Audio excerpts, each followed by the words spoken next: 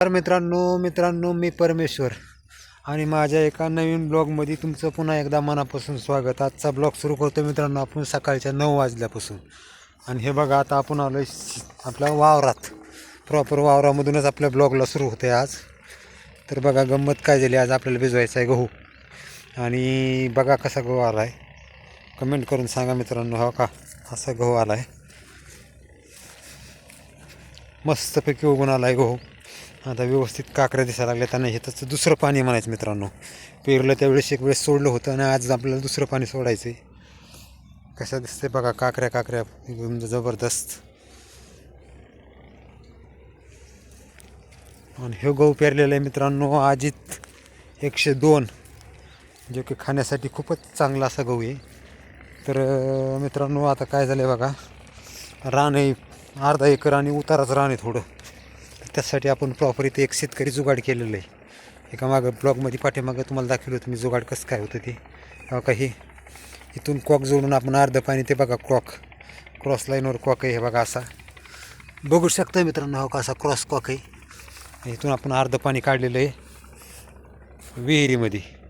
आणि अर्धं पाणी मित्रांनो हे बघा आता ह्या गावाच्या शेतामध्ये ते परिसमोर हुसाच दिसतोय, झूम करून दाखवतो तुम्हाला. ते बघा तिथं एक हुसाच आहे. ह्या हुसासावरती काढायचं आहे मित्रांनो आपल्याला, जेणेकरून विहिरीमध्ये 5ची मोटर असल्यामुळं 5चं पाणी ह्या गावाच्या शेताला. आता हे सगळं पाणी जर ह्या रानात घेतलं तर आणखी छोटा गहू ओघळून जाईल. आणि गहू वागळण्यापासून वाचण्यासाठी आपल्याला काय करायचं, अर्धं पाणी विहिरीत काढायचं आहे आणि अर्धं इथं काढायचं आहे. म्हणून आपण तसं प्रॉपर असं शेतकरी जुगाड केलेलं आहे मित्रांनो.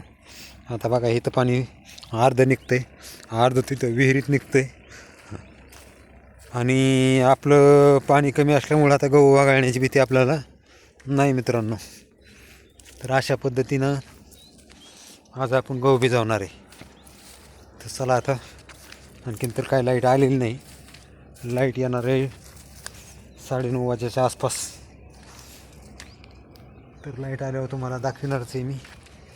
तर तोपर्यंत बघू. आता काल उसाला आंबोनी सोडलं होतं, आमच्याकडे आंबोनी म्हणतात, तुमच्याकडे काय म्हणतात कमेंट करून सांगा. ऊस लावल्याच्या नंतरचं दुसरं पाणी, त्याला आमच्याकडे आंबोनी म्हणतात, ऊस दाबून झाल्यावर. तर अशा प्रकारचं बघा काल आपण आंबोनी सोडलं होतं. ऊस तर काय ऐकायला आणखीन दिसाना कुठं. तर मित्रांनो विषय असा झाला आहे की थंडी खूप आहे आणि ह्या थंडीतच ऊस लावण्यात आला आहे. त्याच्यामुळं थोडंसं धाकधूक तर राहणारच आहे आणि उगायला परेशान तो करणारच आहे. पण तरीसुद्धा बघू आता काय काय होईल ती.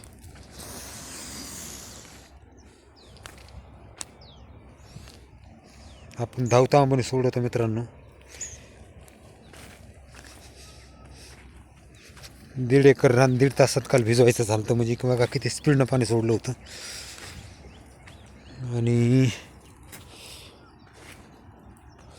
हे बघा मित्रांनो लागली कुठं कोंब दिसायला, बघू शकता तुम्ही. बाबा इथं कसा मस्तपैकी कोंब आला एक.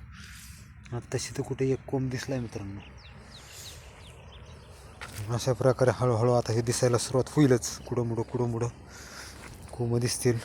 कालच्या आंबोण्यामुळं थोडं रान उरलं होतं मित्रांनो. आणि वरून जे मातीचा निवार पापुद्रा तयार झाला होता ना, तो पापुद्रा आता थोडा मोकळा झाला आहे, जेणेकरून खालचा कोंब वर यायला पटकन मदत होईल. असं कारणानं आपण त्याला काल पाणी सोडलं होतं. नाही तर काल एवढ्या थंडीत पाणी सोडायची काहीच अपेक्षा नव्हती त्याला.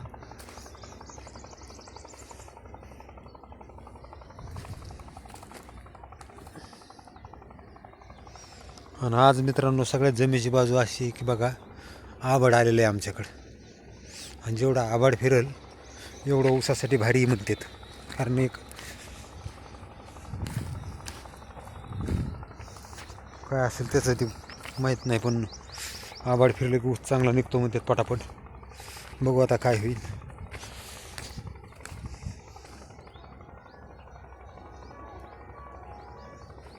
आणि ते वरच्या साईडला मित्रांनो बघा कसा जबरदस्त दिसतोय आपला गहू.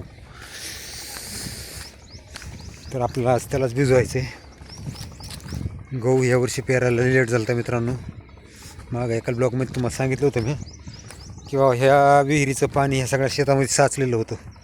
विहिरीचं पाणी उपळती विहीर, आमच्याकडे उपळती म्हणते, तुमच्याकडे काय म्हणते ते कसं कमेंट करून सांगा. कदाचित आमच्या गंगतडी काय ह्या भागात म्हणजे गोदाखाडच्या पट्ट्याला उपळतच म्हणतात. आणि त्याच्यामुळं काय होतं, आपल्या शेतामध्ये पाणी आणि पाऊस काळ जास्त असल्यामुळे इथं सगळं पाणीच होतं. तर वापसा व्हायला आणि त्याला ह्या वर्षी खूप लेट झालं. लेट झाल्यामुळं सगळा कुटाणा वाढला. वरच्या अंगाला आणखी ऊस उभाच आहे. त्याच्यामुळं पिकून गावाचं जवळपास 2 साऱ्याचं शेत जागा सोडून द्यावं लागली रस्त्यासाठी. आपल्याला दुसरीकडून रस्ता नाही. बघा असं मस्त गव्हाच्या काकऱ्या दिसायला लागल्यात आता.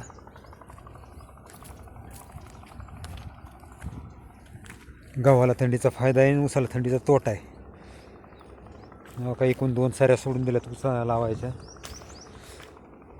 आणि इकडून गव्हाच्या 1-2 साऱ्याची जागा सोडून दिली. आता काय होते बघू. तर मित्रांनो अशा प्रकारे चला आता बघू. लाईट आली असली तर मोटर चालू करायची.